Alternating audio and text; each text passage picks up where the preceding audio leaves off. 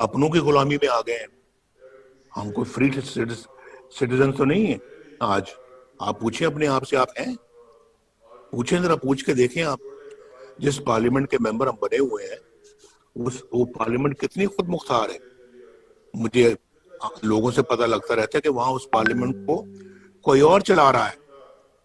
وہاں پھر جو ہے نا وہ دوسرے لوگ ہیں جو آ کے یہ ڈائریکشنز دیتے ہیں کہ جناب آج ایجنڈا یہ ہوگا اور آج اس بل پہ یہ ووٹنگ ہوگی اور فلاں کل یہ ہوگا, کمیٹی فلاں بل کو منظور کرے, فلاں بل کو دیکھے.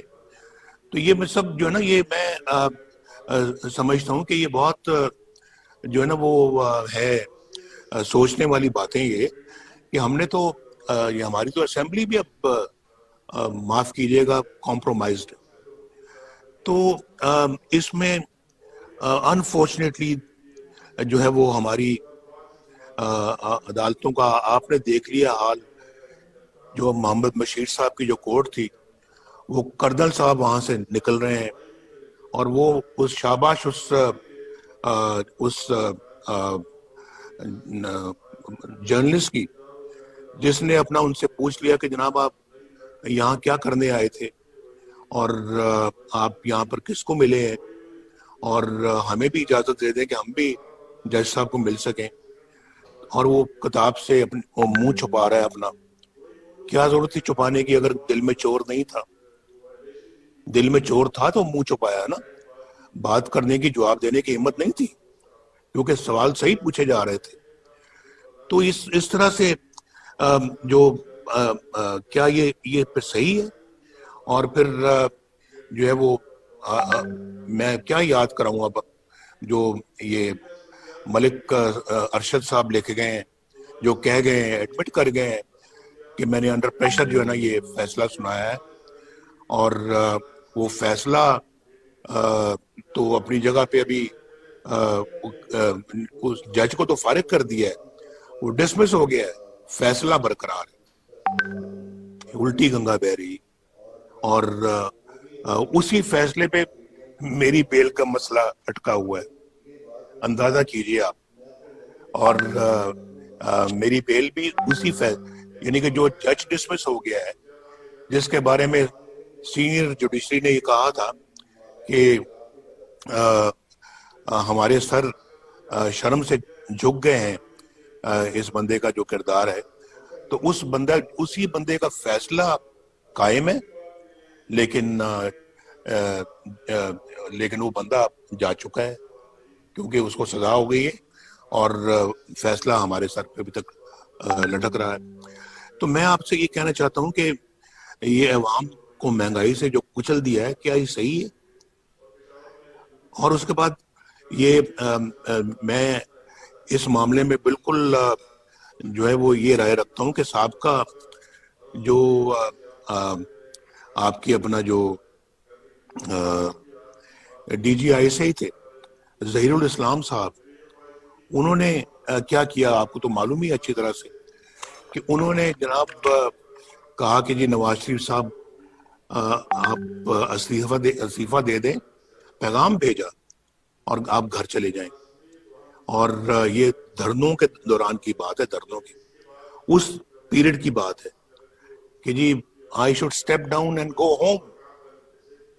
تو یہ مجھے بتائیں یہ صحیح ہے؟ مجھے آ کے یہ پیغام ملتا ہے in the middle of the night. تو اور ساتھ میں یہ بھی کہ جی اگر آپ نہیں کریں گے تو پھر نتائج بھگتنے پڑیں گے, ماشاءاللہ بھی لگ جائے گا. تو میں نے کہا کہ اچھا بھی جو ہونا ہے وہ ہو جائے, آپ نے جو کرنا ہے وہ کر لیں, لیکن میں اس طرح سے سٹیپ ڈاؤن کرنے والا نہیں ہوں, میں استعفیٰ نہیں دوں گا. تو مجھے آپ بتائیے, ذرا سوچے کہ پھر یہ کیا یہ سب صحیح؟ اور پھر اس معاملے میں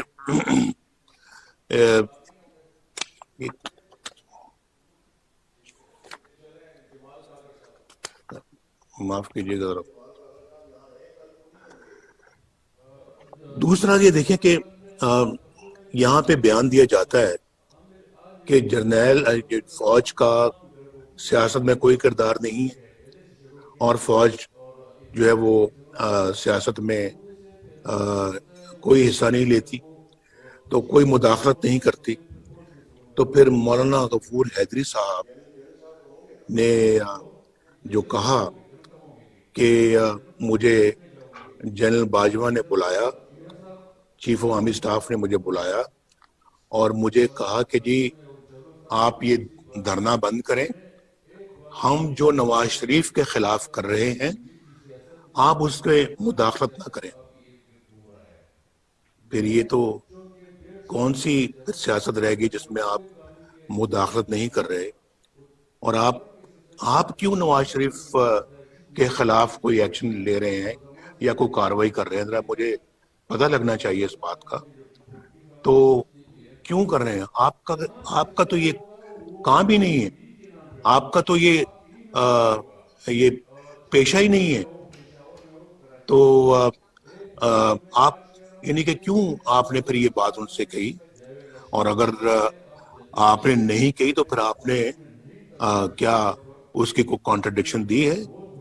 آپ نے بتایا کہ آپ نے نہیں کہی، تو یہ پتہ لگنا چاہیے نا کہ دوسری طرف آپ کہتے ہیں جی کہ ہم سیاست میں مداخلت نہیں کرتے، اور پھر آپ دوسری سیاست میں کیا ابھی میں ججز کی بات کر رہا تھا، یہ جسٹس صدیقی صاحب نے، شوکت صدیقی صاحب نے انہوں نے جناب جو بھری محفل میں کہا ہے اور بار کے فنکشن میں کہا ہے کہ، اور حلف لے کے کہا ہے کہ میرے پاس D G I S I آئے تھے اور D G I S I نے مجھے آ کے کہا کہ نواز شریف اور ان کی بیٹی مریم نواز شریف کو آپ رہا نہیں کریں گے، کیونکہ اگر آپ نے ایسا کر دیا تو ہماری تو پھر 2 سال کی محنت ضائع ہو جائے گی۔ یہ لکھا ہوا ہے انہوں نے اپنی پٹیشن میں، جو سپریم کورٹ میں انہوں نے بھیجی ہے، میں نے اپنی آنکھوں سے پڑھی، اور یہ میں نے اپنی آنکھوں سے کوٹ لکھپت جیل کے اندر اس کو اچھی طرح سے پڑھا تھا، ریکارڈ کر لیا تھا، لیکن بات آج تک نہیں ہوئی۔ بات کرنے کا موقع اب مل رہا ہے، تو ہم نے بھی بڑا صبر کیا ہے، ہم نے بہت جو ہے نا وہ یہ وقت صبر شکر کے ساتھ گزارا ہے، لیکن پھر بات کرنے کا ایک وقت آتا ہے بھائی، اور پھر جو ہے نا وہ ایک وقت آتا ہے جب ایک ٹرننگ پوائنٹ آتا ہے، پھر تو وہ ٹرننگ پوائنٹ اب آیا ہے، تو اب میں سمجھتا ہوں کہ یہ ناقابل قبول چیزیں ہیں۔ آپ مجھے بتائیں کون سی 2 سال کی محنت ہے جو آپ نے کی تھی نواز شریف کے خلاف، جو آپ نے کہا کہ ہماری 2 سال کی محنت ضائع ہو جائے گی اگر نواز شریف کو اور مریم کو چھوڑ دیا۔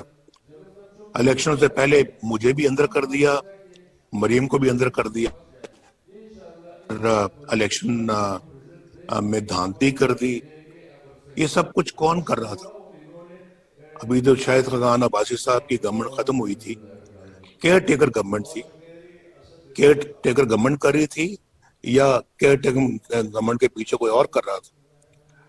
میں پہلے بھی کہہ چکا ہوں کہ میں نے کہا یہ ان سب چیزوں کا ایک دن حساب دینا پڑے گا، اور وہ دن آئے گا، وہ زیادہ دور بھی نہیں ہے، دینا پڑے گا حساب۔ اور ہم اپنا جو ہے وہ ایک غلام بن کے جو ہے نا اپنے ملک میں اب نہیں رہ سکتے، اور میں غلام بن کے رہنے کا میں قائل نہیں ہوں۔ انشاءاللہ رہوں گا ایک پاکستانی بن کے، قابل فخر پاکستانی بن کے، انشاءاللہ میں اس طرح سے زندگی گزاروں گا۔ غلامی مجھے قبول نہیں ہے، اور آپ دیکھیں گے انشاءاللہ۔ تو اگر یہ سب کچھ صحیح ہے، ہمیں جو ہے نا وہ آرام سے چپ کر کے اپنے گھروں میں بیٹھنا چاہیے۔ ہمیں پھر پاکستان کے عوام کی خدمت تو دور کی بات ہے، اس کا نام لینا بھی چھوڑ دینا چاہیے۔ لیکن اگر یہ سب چیزیں صحیح نہیں ہیں، اور ہمارا نہ ذہن، نہ دل، نہ ضمیر اس کو قبول کرتا ہے، تو پھر تو اس کے خلاف اٹھنا ہوگا، اور میں تو اس کے خلاف اٹھنے کا فیصلہ کر چکا ہوں۔ اور میں نے بالکل دو ٹوک فیصلہ کیا ہے کہ اب یہ جو ذلت کی زندگی کم از کم ہم نہیں جی سکتے، اور انشاءاللہ عزت کی زندگی جئیں گے انشاءاللہ۔ اللہ تعالیٰ ہمیں عزت کی زندگی انشاءاللہ جینے کی توفیق دے گا، اور وہ ان ایٹراسٹیز کے خلاف، ان بروٹیلٹیز کے خلاف، اس ظلم و تشدد اور ٹرینی کے خلاف ہم اپنا جو ہے اٹھ کھڑے ہوں۔ اور یہ میرا خیال ہے کہ اگر ہم اٹھ کھڑے ہوں گے، اس ملک کی تقدیر بدل جائے گی، اس قوم کی تقدیر بدل جائے گی۔ یہ قوم آج مشکلات کا شکار اسی لیے ہے، اس ظلم و ٹرینی کا شکار اسی لیے ہے، مہنگائی کا شکار اسی لیے ہے، بے روزگاری کا شکار اسی لیے ہے کہ ہم اپنا جو ہے وہ اپنے ان فیصلوں کے خلاف کھڑے نہیں ہوتے، اور پھر کوئی اور اس طرح کے فیصلے کرتا، اور ہم ظلم، تشدد اور جو ہے نا وہ ان زیادتیوں کے اور ظلم کے سامنے جو ہے وہ کھڑے نہیں ہوتے۔ تو اگر آج اس قوم نے کھڑے ہونے کا فیصلہ کر لیا تو آپ یہ کہیں نوٹ کر لیں میری بات، کہ انشاءاللہ تعالی تبدیلی سالوں میں نہیں، چند مہینوں میں اور چند ہفتوں میں انشاءاللہ اس ملک کے اندر آئے گی، اور ضرور آئے گی۔ یہ اپنا جو ہے وہ اس بندے کو لے آئے ہیں، سلیکٹڈ وزیر اعظم کو، تو سلیکٹڈ وزیر اعظم جو ہے وہ حق تو آپ کا تھا، لے اس کو آئے ہیں، نااہل آدمی ہے، آتا جاتا کچھ نہیں ہے، پاگل ہے، اور اس کو پتہ ہی نہیں ہے حکومت سازی، حکومت کرنا کس کو کہتے ہیں، حکومت چلانا کس کو کہتے ہیں، اور اس بندے کو تو کوئی اس شعور ہی نہیں ہے، تو خالی ہے اس کا ذہن۔ تو اس بندے کو لے آئے ہیں، اور اب پچھتا تو رہے ہوں گے کہ لائے بھی تو ہم کس بندے کو لے کے آئے ہیں، لیکن اب آپ لائیں، آپ ہی کو جواب دینا ہوگا۔ اس بندے کو آپ نے جو ہے نا مسلط کر دیا اس قوم کے سر پر، تو قصوروار تو سب سے بڑے آپ ہیں۔ تو یہ بندہ تو قصوروار ہے ہی ہے، لیکن اس سے بڑے قصوروار آپ ہیں، اور آپ کو یہ جواب دینا ہوگا، اور ہم جواب لیں گے، ہم ضرور لیں گے جواب۔ یہ میرا خیال ہے کہ یہ ہماری جو پی ڈی ایم ہے اس کا یہ فیصلہ ہے، اور اس فیصلے کو ہم نے امپلیمنٹ کرنا ہے انشاءاللہ۔ یہ آج نہیں تو کل، کل نہیں تو 6 مہینے میں، سال میں یہ ہو کر رہے گا، ہو کر رہے گا۔ تو شہباز صاحب کو آپ گرفتار کرتے ہیں، یعنی دیکھیں، میں بھی اس بات کی میں احتساب، شہباز صاحب کو تو آپ گرفتار کرتے ہیں، اور شہباز صاحب جو ماشاءاللہ اللہ کے فضل و کرم سے جدی پشتی، جو ماشاءاللہ صنعت کار فیملی سے ان کا تعلق ہے، اور وہ اپنا آج سے نہیں ہے، 1937 سے ہے۔ تو جب پاکستان بنا تو اللہ کے فضل و کرم سے اچھا بھلا صنعت تھی ہماری اس زمانے میں، اور پاکستان کے بننے کے چند سالوں بعد 1972 کے شروع میں جب ذوالفقار علی بھٹو کی حکومت آئی ہے، تو پاکستان میں سٹیل کا سب سے بڑا ادارہ تھا، اس کو نیشنلائز کیا۔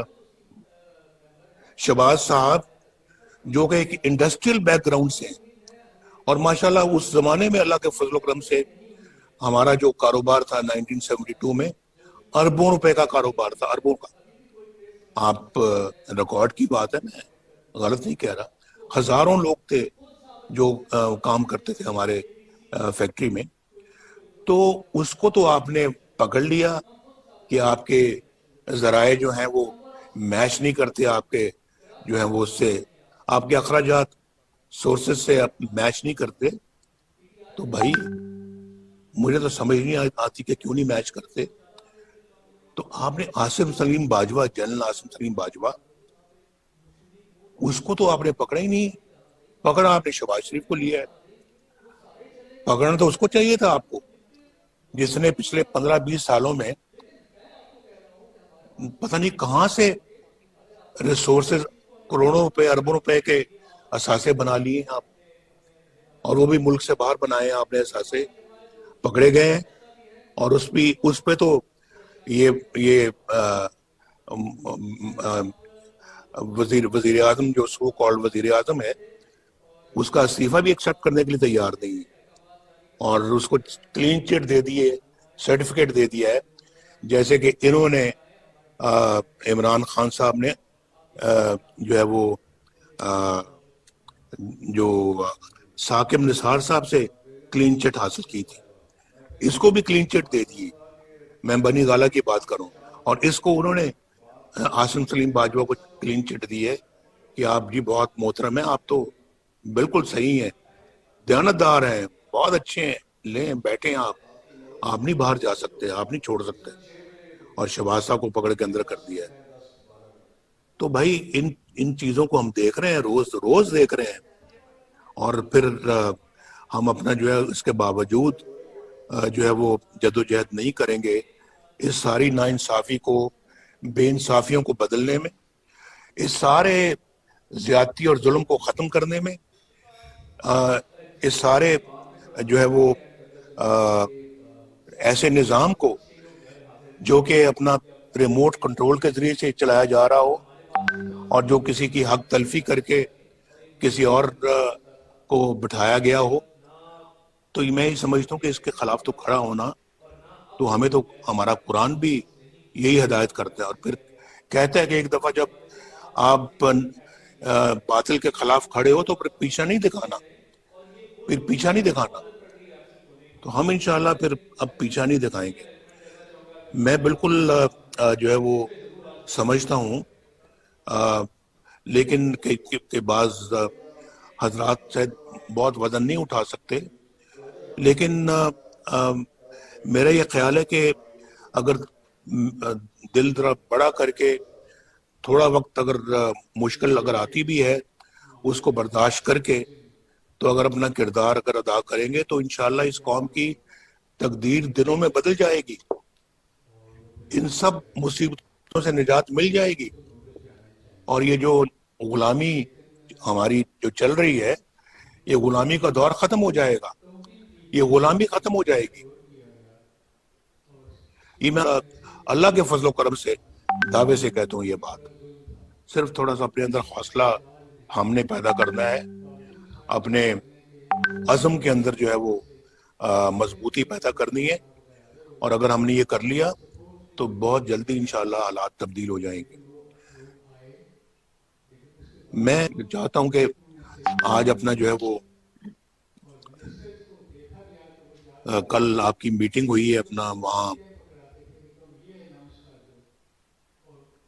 میٹنگ کے حوالے سے اب اپنا جو ہے وہ، اور پھر جو فیصلے جو ہوئے ہیں ہمارے اے پی سی کے اندر، ان فیصلوں کو جو ہے وہ اب ہمیں عملی جامہ پہنانا چاہیے، اور ان فیصلوں کو امپلیمنٹ کرنا چاہیے ان لیٹر اینڈ اسپرٹ. اور ہمیں ہمارا اتحاد جو ہے اس میں اگر ابھی اپنا کچھ اگر ایسی کوئی ہے اپنا جو کہ جن کو تھوڑا سا حوصلہ دینے کی ضرورت ہے، وہ ضرور دینا چاہیے. لیکن میرا مطلب کہ جو اس وقت پورے حوصلے اور اسپرٹ میں ہیں، ان کو انشاءاللہ آگے بڑھنا چاہیے. اور میں سمجھتا ہوں کہ اس کے لیے ہماری اپنی پارٹی کو بھی اپنا کردار خود بھی ادا کرنا چاہیے. ایک تو پی ڈی ایم کے پلیٹ فارم سے بھرپور کردار، ایک اپنے پلیٹ فارم سے بھرپور کردار. اور ماشاءاللہ ہم بھی اللہ تعالیٰ کے فضل و کرم سے اس قابل ہے کہ اپنا خود بھی کردار ادا کر سکتے ہیں، جو کہ انشاءاللہ جولی پی ڈی ایم کی جولی میں جائے گا. تو ایک تو یہ بات ہے، اس کے لیے ایک باقاعدہ میرا خیال ہے کہ اب ہمیں آج بیٹھ کر تو زیادہ سے زیادہ کل تک اپنا پروگرام جو ہے وہ ترتیب دے دینا چاہیے، یا اگر کوئی پروگرام آپ کے پاس اس وقت بن چکا ہوا تو آپ برائے کرم مجھے آگاہ کریں. اور کل آپ کی جو میٹنگ ہوئی اس میں جو فیصلے ہوئے ہیں وہ سب آپ کے سامنے لے کر آئیں. اور پھر آگے اب گلگت بلتستان کے انتخابات بھی آ رہے ہیں، اس میں بھی جو ہے نا وہ ہمیں اب بھرپور طریقے سے گلگت بلتستان کے الیکشنوں میں حصہ لینا چاہیے اور وہاں ہر طرح سے ایسے کسی بھی ہتھکنڈوں کا دفاع کرنا چاہیے کہ جو خدا نخواستہ اس الیکشن کے اندر کوئی اپنا خدا نخواستہ کو ہاتھ دکھانے کا کوئی ارادہ رکھتا ہو تو اس کو ناکام کرنا چاہیے. تو میں ان باتوں کے بعد میں واپس مائک جو میں آپ کو دوں گا اور میں آپ کے ساتھ ہی یہاں پر موجود ہوں. آپ برائے کرم اب بتائیے کہ کس طرح سے آپ اپنا ہم ایک پی ڈی ایم کو اور پی ایم ایل این کو آگے آنے والے دنوں میں کیا آپ کا پلان ہے. اور میں انشاءاللہ آج بھی ہوں اور انشاءاللہ ڈیلی بیسس پہ بھی میں اویلیبل ہوں اور انشاءاللہ مجھے جو بھی اپنا آپ میری ڈیوٹی لگائیں گے یا مجھے اپنا کوئی فرض سونپیں گے میں انشاءاللہ اس کو ادا کروں گا. اور سب کو بہت بہت شکریہ مجھے آپ نے باتیں سنی ہیں. کل چونکہ CWC کا بھی اجلاس ہے تو اس میں بھی میں سمجھتا ہوں کہ ہمیں مل کے بیٹھ کے تقریباً یہی بات کرنی پڑے گی. اس میں زیادہ لوگ ہوں گے تو زیادہ سے زیادہ لوگوں تک اپنی بات ہمیں پہنچانی چاہیے. حفیظ الرحمان صاحب کو میں سامنے دیکھ رہا ہوں اور میں راجہ فاروق حیدر صاحب کو بھی دیکھ رہا ہوں. آپ کو بھی بہت بہت حفیظ الرحمان صاحب سلام. راجہ صاحب آپ کو بھی سلام. اور حفیظ الرحمان صاحب بھی اس سلسلے میں کچھ ہمیں بتائیں گے تو ذرا ہمارے علم میں اور اضافہ ہوگا. بہت بہت شکریہ. آسر اقبال صاحب واپس آپ کی طرف مائک بھیج رہا ہوں میں.